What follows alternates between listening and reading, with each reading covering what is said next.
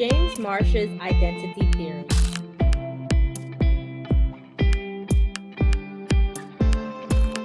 Do you really know who you are as a person? What is your idea of a perfect career? What qualities do you search for in a possible life partner? What are your political and religious beliefs?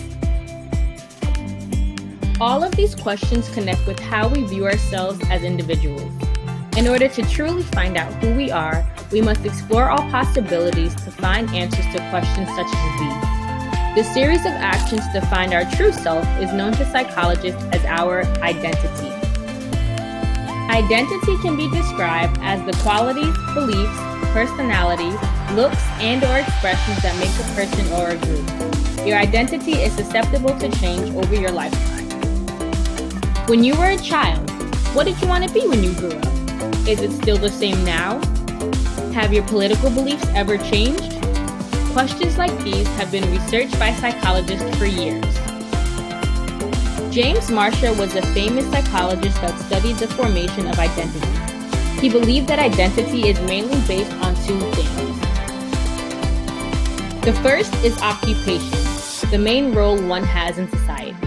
This is not limited to job titles like a nurse or a lawyer, but can also be used to describe your role as a student or a parent. The next would be a person's ideology. This is a person's fundamental belief for topics such as politics or religion. By conducting interviews on various people, Marcia tried to pinpoint people's current identity based off their ideology and occupation.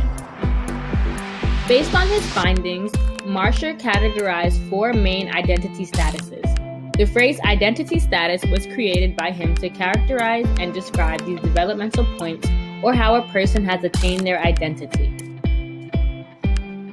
The 4 identity statuses include identity achievement, identity foreclosure, diffusion, and moratorium. Identity achievement.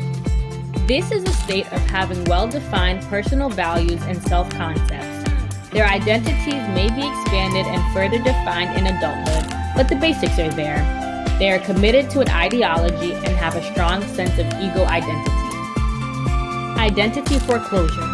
This means that the adolescent blindly accepts the identity and values that were given during childhood. The adolescent's identity is foreclosed until they determine for themselves their true self. The adolescent in this state is committed to an identity, but not as a result of their own searching. Identity diffusion.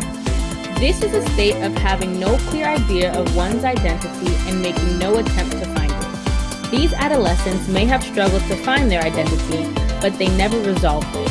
There is no commitment and no searching for it as well. And lastly, identity moratorium. This means the adolescent has acquired vague or ill-formed ideological and occupational commitments. He or she is still undergoing an identity search.